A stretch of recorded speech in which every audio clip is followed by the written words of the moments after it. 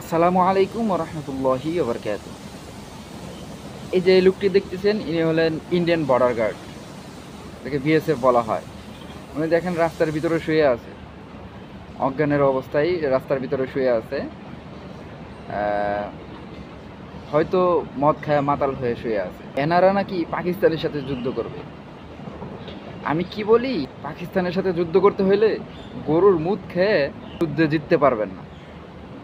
ঠিক আছে, পাকিস্তানের সাথে যুদ্ধ করতে হলে গরুর দুধ খেয়ে যুদ্ধ করতে হবে। গরুর মুদ খেয়ে কোনোদিন মুসলমানের সাথে যুদ্ধ করা যায় না। বিধর্মী যে সেনারা আছে সবসময় যুদ্ধ করে হলো নিজের জীবনকে সুন্দর করার লেগে, একটা মিশন সাকসেসফুল হওয়ার পরে বাড়িতে আসবো, বউ পোলাপান নিয়ে শান্তিতে থাকবো, এই জন্য যুদ্ধ করে। আর মুসলমান মুসলমানরা যুদ্ধ করে কি জন্য জানেন? জীবন দেওয়ার জন্য। অতএব এই দুইটা সেনার পারফরমেন্সও অনেক ডিফারেন্স হবে। আশা করি বুঝতে পারছেন সবাই। ভালো থাকবেন, খোদা হাফেজ।